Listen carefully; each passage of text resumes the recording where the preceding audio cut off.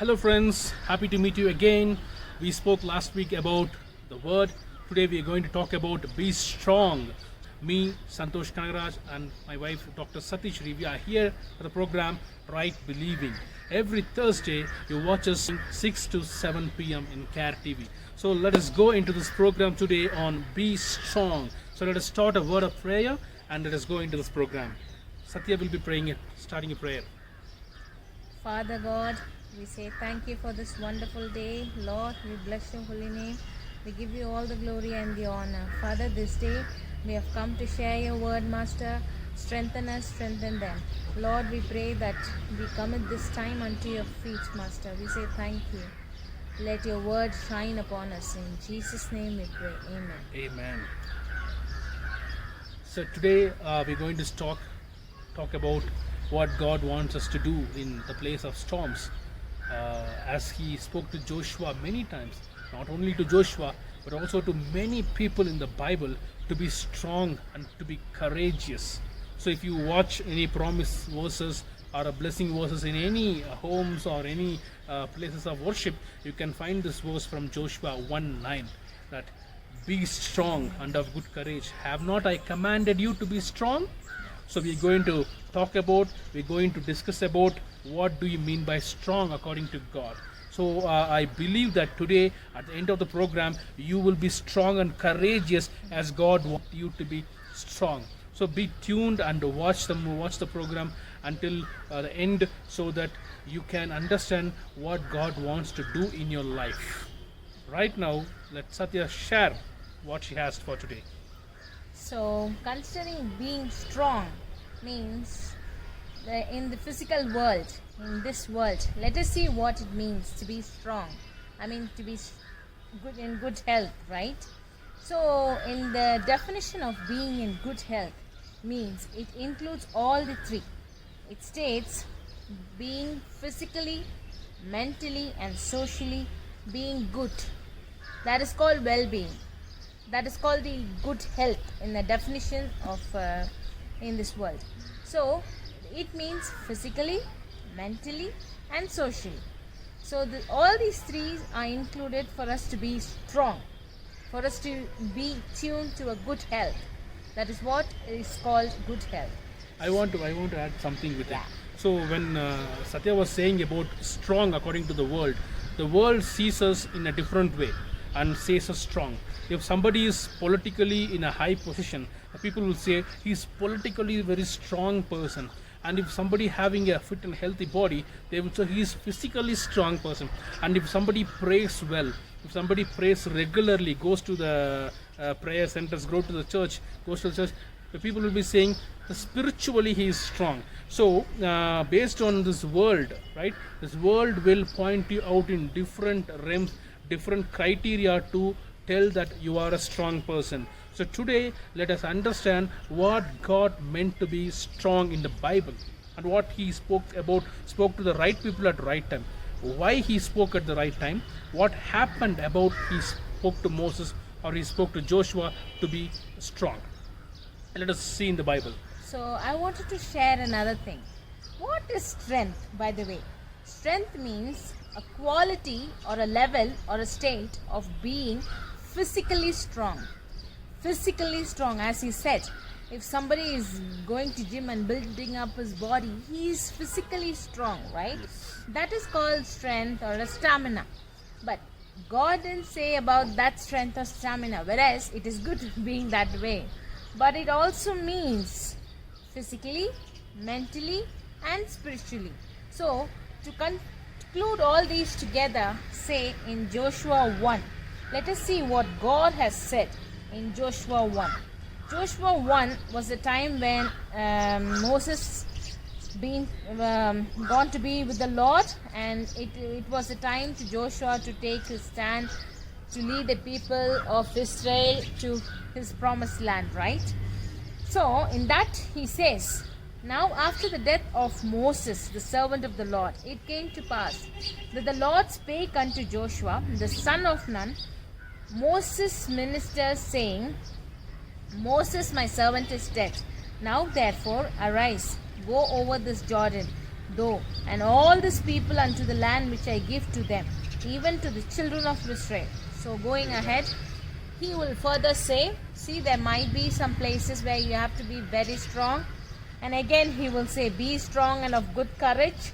Again he will say, only be thou strong and very courageous.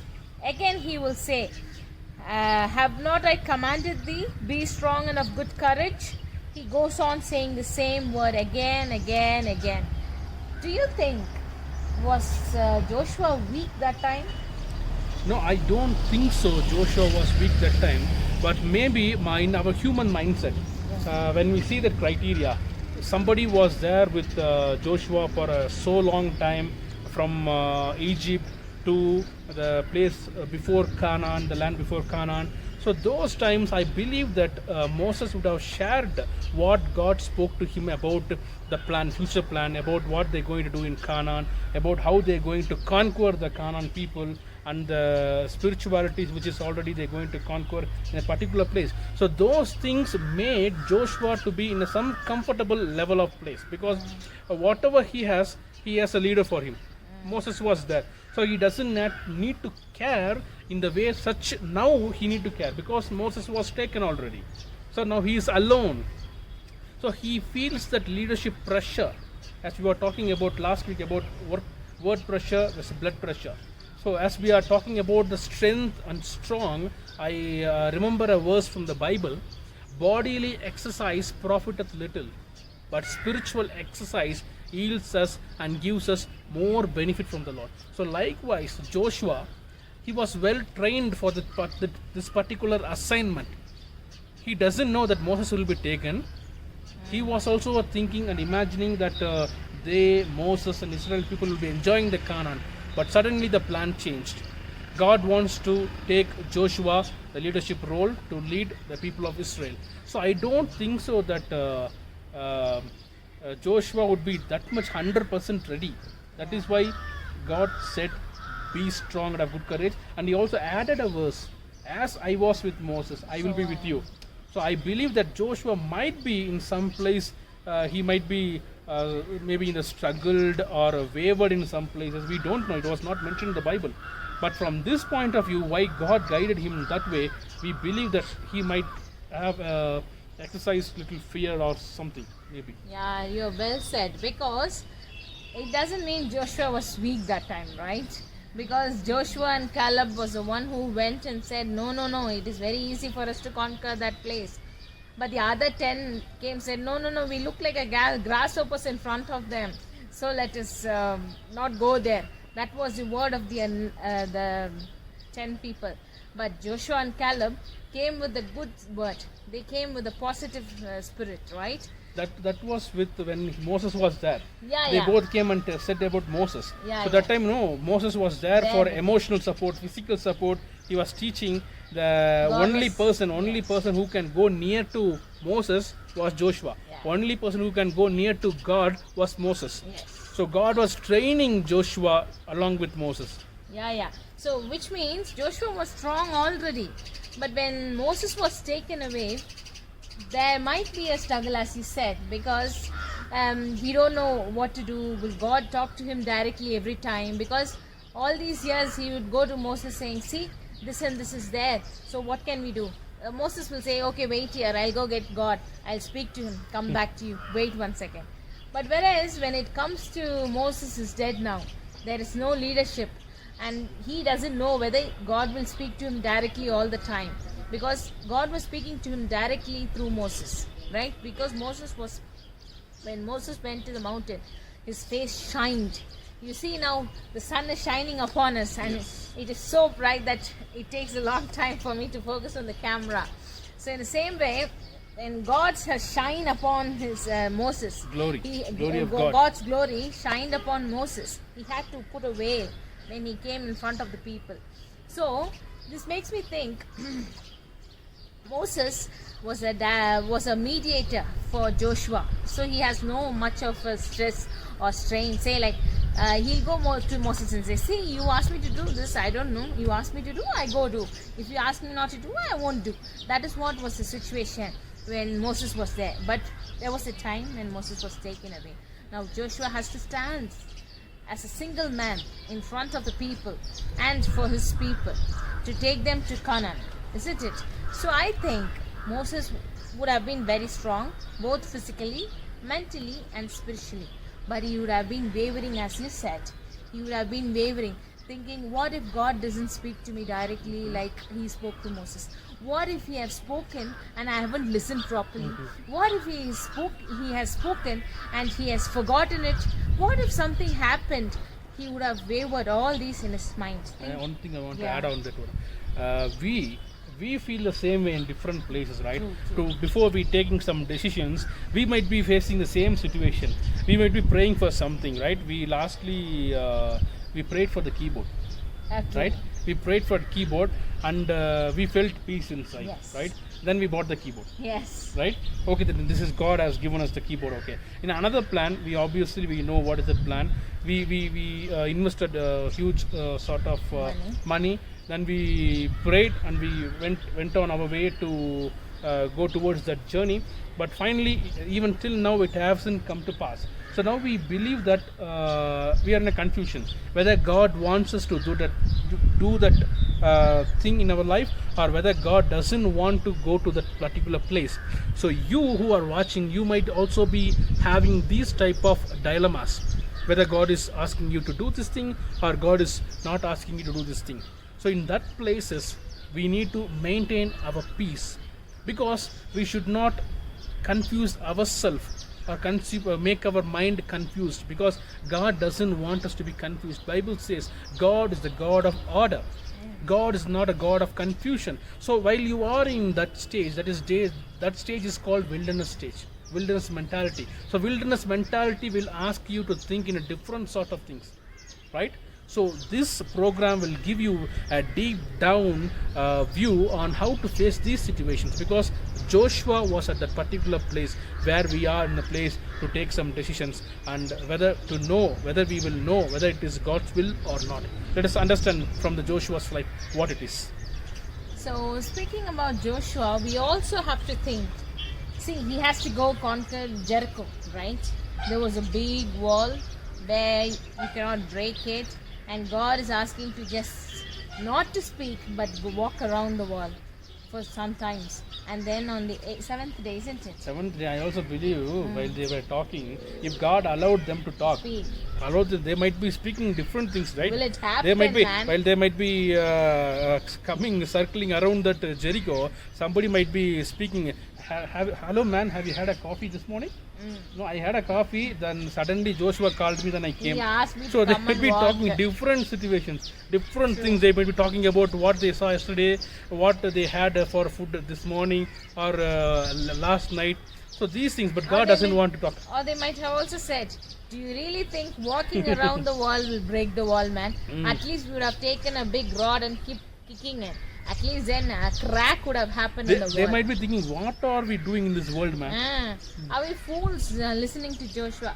Because these people have already spoken against Moses when they were crossing in the Red Sea, before crossing the Red Sea, and even after crossing the Red Sea, when they didn't have water to drink or the water was bitter. And later they were talking about we didn't have any non-vegetarian, Always he kept giving us manna. Where is the non-vegetarian? So In God- Egypt, we had a raw steak and French fries, but in in the wilderness, we cannot able to even get a cup of tea or a cup of coffee. Huh? Yeah. What is this? So they would have been murmuring, and God, and as we know, God was listening to their murmurs also. And so, speaking about Joshua and these people who are walking around the wall, would have even be thinking, do you really imagine this wall will break sometime and we keep walking? Maybe it might or may not be. This they would have been speaking. But because God has asked them not to speak, they kept quiet. They have to walk quiet. So this makes me think Joshua would have also been thinking in his mind, but he wouldn't have let his word. As we said last week, that meditating on his word day and night. So he would have been thinking, God asked me to walk around the wall. God asked me to walk around the wall. God asked me to walk around the wall. He might have been thinking about this. But meditating on it will lead to a place like God has asked me to do it. so I am going to do it, right? That is how God would have thought. Joshua would have thought, right? Do you think? Obviously, there is no other go. God didn't give us any alternatives to go there. God didn't give an iPod to listen to the music and walk.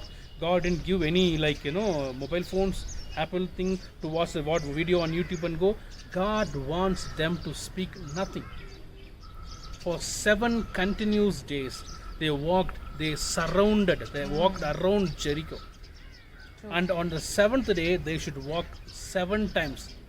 And finally, when Joshua says a word, they should shout. And they should go and conquer as where they are. So this is the order given by God. So do you think there is a reason behind that? In human way, if you think that there is a reason behind it, we might bring in our own reasons. While we speak, while we shout, maybe the brick might be breaking. I don't know the person who can break a brick with their voice. Maybe I could. I don't know whether you can do it, right? Hope you also don't. So God has some particular assignment to be done in that particular 1 week. He wants to teach Joshua. He wants to teach the priests. He wants to teach the Israelites what is going to happen, because this is after the life of Moses is happening. So there is particular there's a particular something God wants these people to know after the life of Moses. So that is what we learn from Joshua. Do not fear. Be strong. Do not be dismayed. Do not be discouraged. As I was with Moses, I will be with you.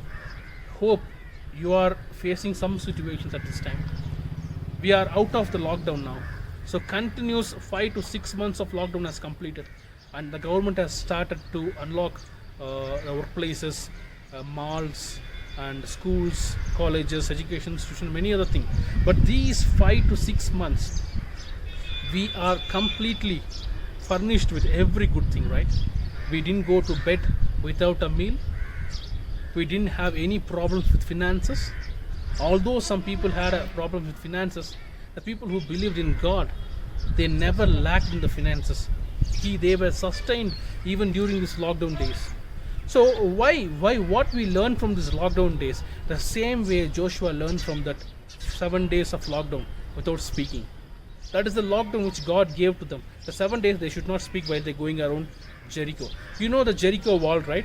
The researchers, apologetics people, they say the length of the wall, the continuously, if you measure the breadth of the wall, 21 or 16 horses can stand continuously on the wall. So you just imagine how strong, how the breadth of that wall would have been.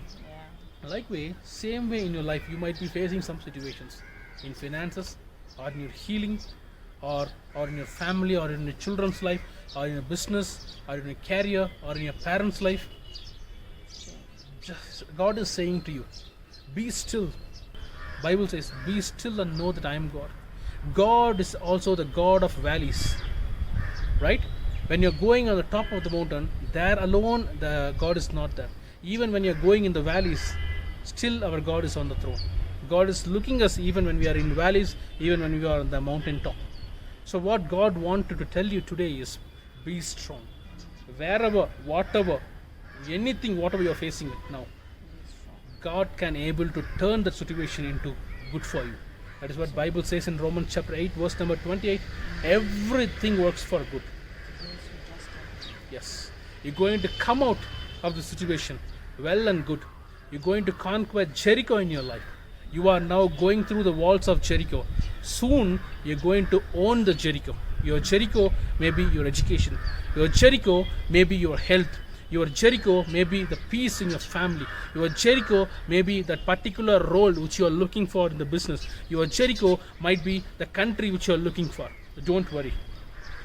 God has a plan for you. Right? Let us continue to hear from Dr. Satya. So, adding on, I wanted to say, what is it that we battle in this world? What do you think? What do you battle in this world? Battle means right now the world is battling with COVID virus. Yes. And in the meantime also finances, financial instability, jobs, many things. All these are worldly, right? Mhm. But then, what do we think about something that we battled? Like Jericho was a battle that Joshua was standing in front of, right? For us, we have some things spiritually. What do you think about spiritual battles? Spiritual, when the Bible says that we are not waging war against the flesh and blood, right? But we are waging war against principalities and powers and the rulers of the darkness of this world, it says. True. That's what in Ephesians 6:12 says. For we wrestle not against flesh and blood, but against principalities, against powers, against the rulers of this world, darkness of this world, against spiritual wickedness in high places. So adding on, I wanted to say you some small story. When we were in UK, is it Scotland that we went, or what was it place? What was the story? Because we went to different places. It was a story. When I say, he will remember. We went to with our friends. So it was a stream going by, and we were just walking along the stream for a while. And then we walked into a place. It was looking like a city center or a marketplace. I don't remember. So once we were walking, there was a long road, all shops. But then all the shop didn't look pleasant for us. Oh, it's What Whitby. place? It's Whitby. It just Near Yorkshire. Okay. So in Whitby, what was the thing was, all the shops looked little odd from what it looks like when we were in the city center in Newcastle. We lived in Newcastle that time. So when we went to that particular place, we didn't feel nice. Particularly, he didn't feel very nice. Because maybe he was spiritually high that time, I don't know. But we believe that he I'm was. also spiritually high this time also. Amen. Also. I meant to say that he was sensitive in the spirit. I meant to say he was sensitive in the spirit. Maybe the other friends, we were all looking at things and something that looked nice and all those things, because it was just a stream. There was some ship and boat and what it is called yak, right? Yachit. There was there that looked so beautiful. So we kept looking on it. But he, looking on the other side, he said, this place is not spiritually good. Let us move on. Because there was a lot of, what is called? What do you say that place? No, a lot of people, they come for black magic. They do black magic in that particular place. Later we came to know that that place is full of black magic. People come there and do black magic rituals. Night they go for some other things, right? It is completely spiritual. So it makes us to feel it is not that much spiritually good compared to the faith what we have right now.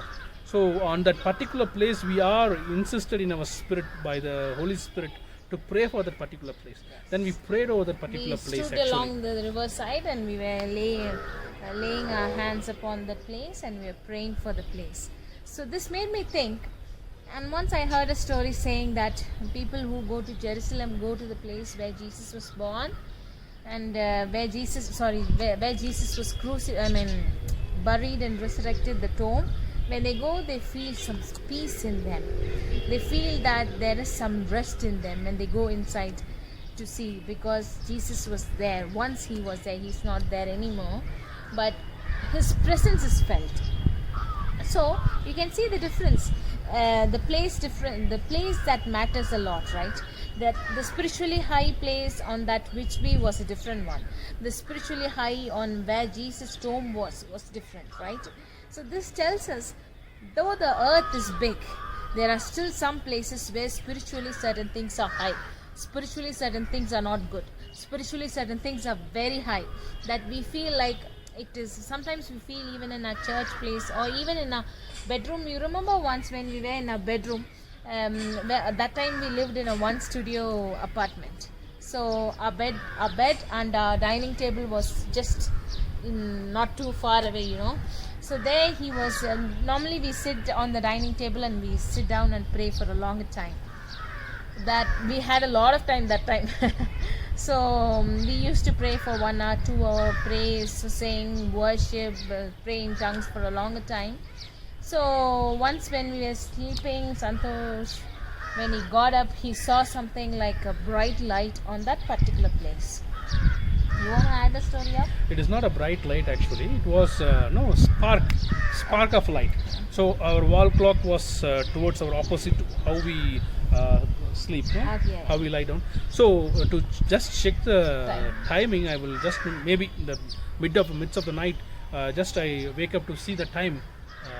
on the spot there will be flickering of lights, red light flickering of it will go up way.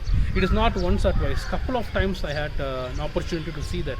And later we, after checking with our pastors, and we came to know those are the angels who are guarding us. Bible says everybody has an angel. At least there will be 2 angels for every single person who believes in God.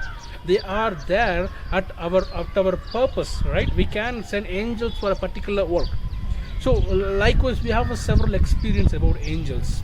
I think speaking about angels, we should make a separate topic. Obviously, about we will try to make a video on angels soon. Forthcoming videos we will speak about angels. But now speaking about the atmosphere, the spiritual atmosphere in that room was so lifted up. We can feel the presence of God moving. We can feel the presence of God speaking. We can feel the light of God shining upon that particular room. Even I want to share another thing with you. The same house where we were living, in UK there will be having a boilers in a separate room, right? It is like a storeroom, small room, right? One day I was starting for a job. I was getting ready for the job, but I was insisted to open that boiler room on that particular day, the particular morning. She was actually sleeping actually, so I don't want to wake her up, but I was insisted to open that boiler room. So I went, I got ready, and finally, okay, let me open that boiler room. When I was opening that boiler room, there was cloths over the boiler. It was burning. The fire was there. So I don't know who insisted me to open the door. What made me to open the door? I believe that Holy Spirit made me and insisted me, put a thought in my heart to open the door. So later when I opened the door, it was fire. If we have left it, she was sleeping, what would have happened? Just imagine the worst. Same day, I invited the house landlord and showed her, see what happened here in the boiler room. It became, the fire broke out in the boiler room. After she was inspecting everything, finally she said one word: there is someone with you in this house. Amen. Right? She said, I think she is not a Christian. She said, there is someone along with you in this house. That someone is nobody, is the Almighty God, Amen. the Holy Spirit, Jesus Christ. And they are sending His angels to our protection. That is what Bible says in Psalm 91. He sent His angels concerning our life. The angels will never allow us to make our foot to hit on a stone. How beautiful is our God. Don't worry, you are not living alone. If you have accepted Jesus Christ as your Lord and your Savior, you are not alone. You have angels, minimum of 2 angels guarding you. Just read Psalms 34. Bible says angels are there to protect you. Angels are guarding you. Do not worry about it. My brothers and sisters, the power of angels. One of my friend actually, when we were in UK, he just made a small research to explain to people what is the power of angels. So he's a PhD scholar. So he gave that word. That word still is in my mind. So whenever I imagine angels, I can imagine the power of the angels of God, right? He explained that when we make like this freaking sound, right? This will take not even a second, right?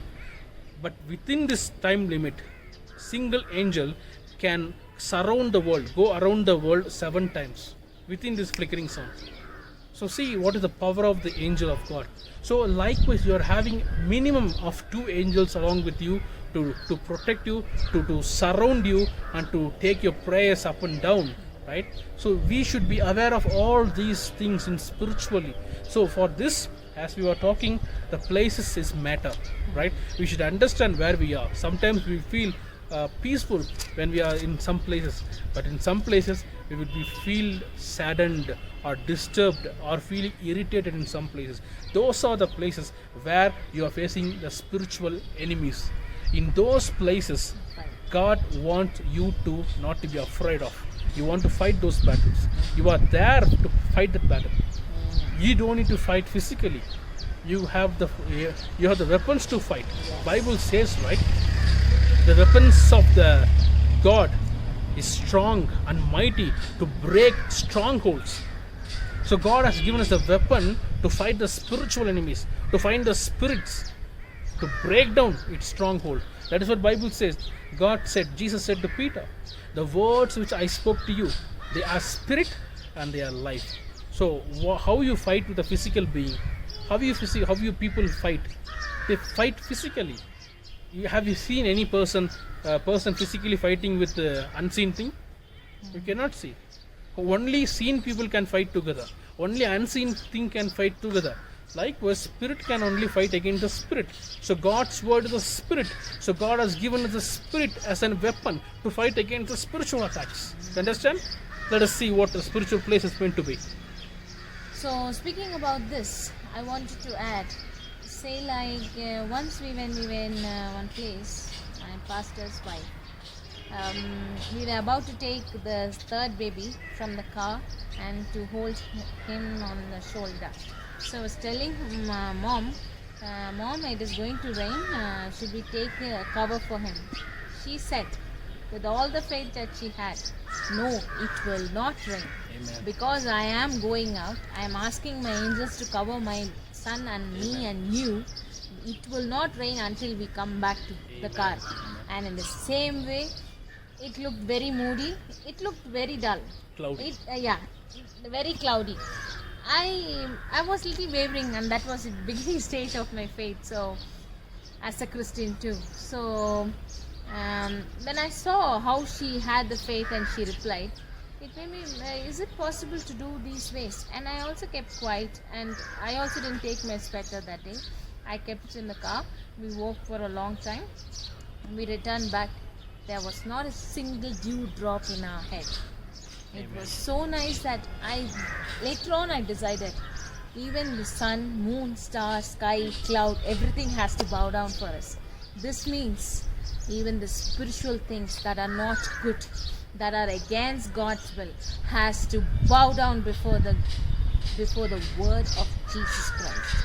Amen. So we are here to believe that the word of Jesus Christ and the blood that was shed for us on the cross speaks better things for us. As we read in Ephesians 6, he says that put on the whole armor of God, that you will be able to stand in the evil day. And also he says in Ephesians 6:10, finally my brethren, be strong in the Lord and in the power of his might. Not your might, not my might, but the power of his might.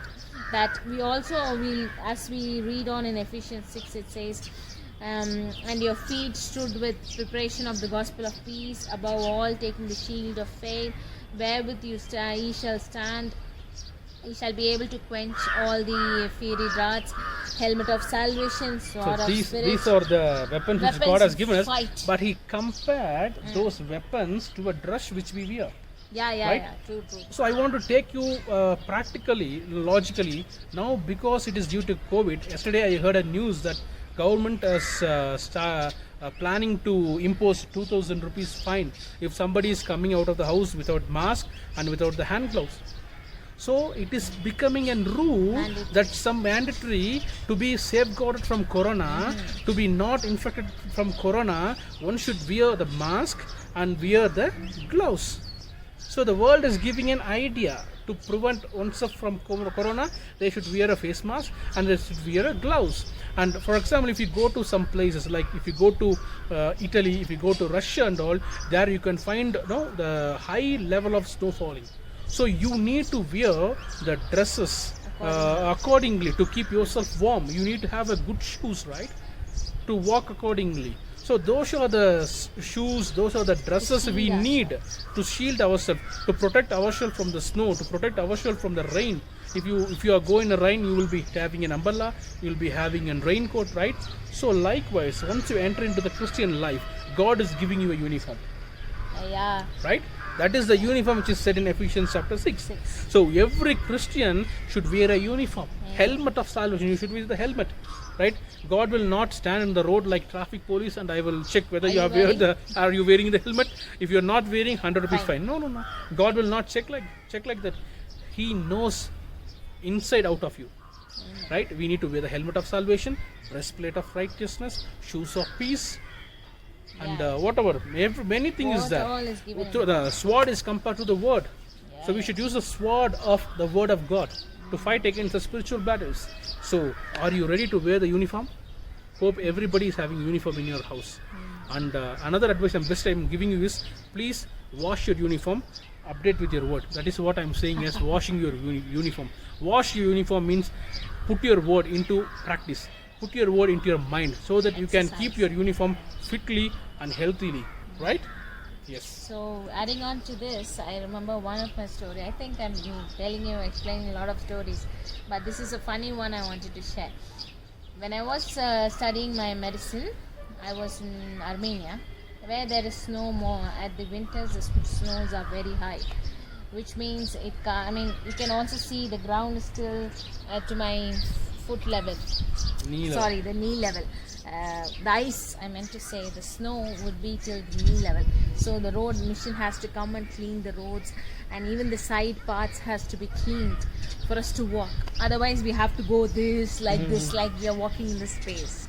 So that time, we have to fight the cold, right? So in all the places wherever we go, we don't find any AC. We will not find any Air conditioning, you are saying. Yeah, there is no air conditioner. There is no fan. We have never seen a fan. Or I have studied there 6 years, but I've never seen a fan anywhere. But I've seen a lot of heaters there. Everywhere, in our college, in our hospitals, in our rooms, in our hotels, in a restaurant, in a car, in a bus, all the way there is a heaters, no air conditioners. So what happens is, what we used to wear is, it is a big boots.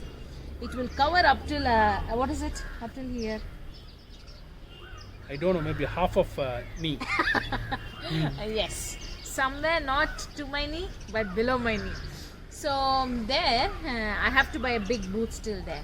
But the boots will not directly protect because there is a zip, right? The snow will pass through the zip and it will leak and the water will go inside. So what we do cleverly is, we put a polythene bag.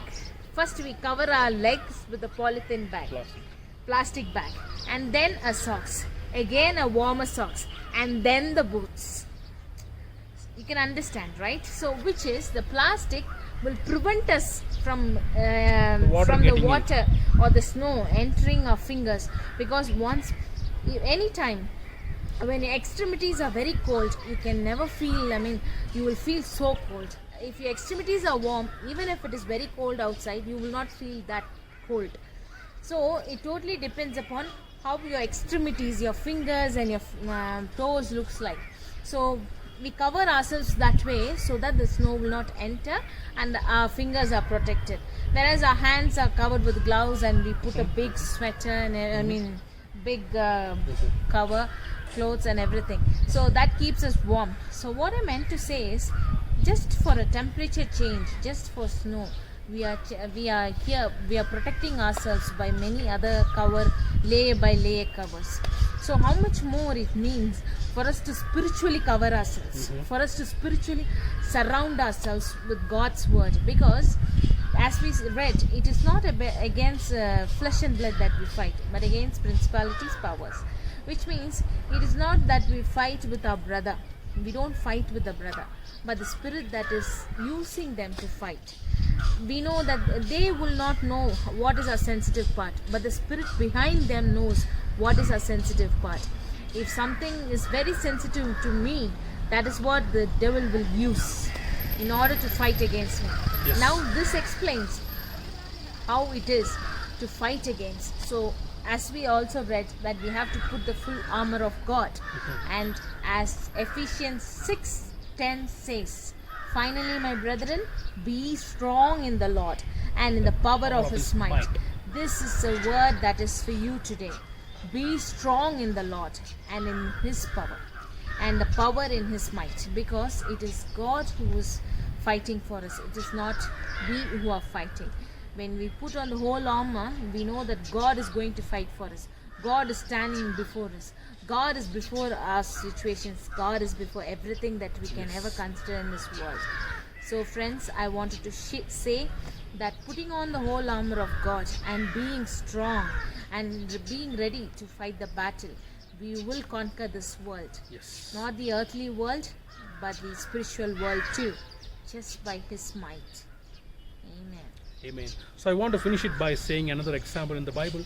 2 Chronicles chapter number 20, it says about Jehoshaphat, right?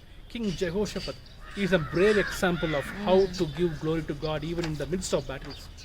King Jehoshaphat was said that 3 countries are coming against him to war, to battle.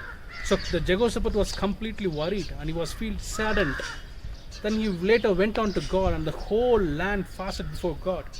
And God gave them direction. You just go and stay in the battle and just see the deliverance of the Lord. What happened? Jehoshaphat set up the choir team in front of the battle. Usually there should be the people, soldiers should be in the front, but the choir people were in the first and they were singing songs to praise us. Every praise to our God, every word of worship to our God. Every praise, every praise, every praise, every praise to our God. So likewise, they sang the praise music to God in the front of the battle. It might look for those 3 country stupid. people who are coming against the war so stupid, right?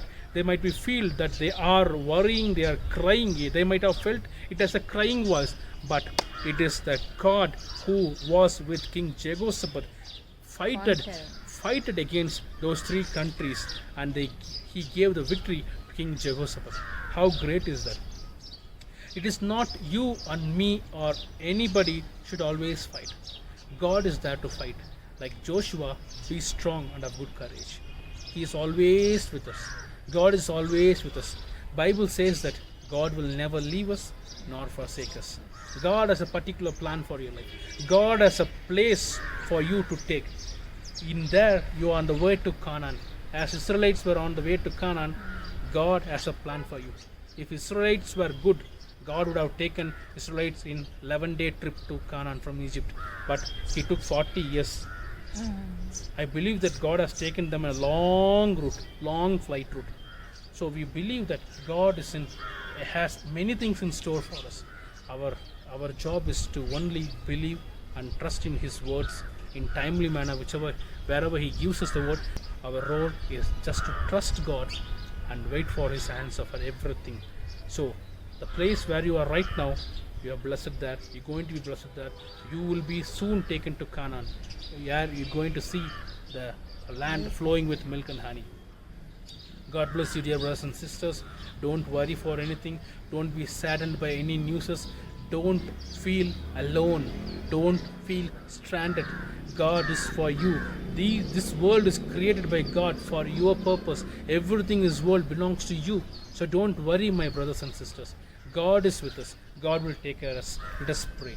Heavenly Father, hallowed be your name. Thank you, Most High God, for this blessed and fruitful day. Thank you for this beautiful message you've given us. And thank you for all the people who saw this video. Let them be blessed and be fruitful, Father. Whatever the places there they are right now, Father, as you spoke to Joshua, as I was with Moses, I will also be with you. And also you said to Joshua that be strong and of good courage. Do not be discouraged. Do not be dismayed.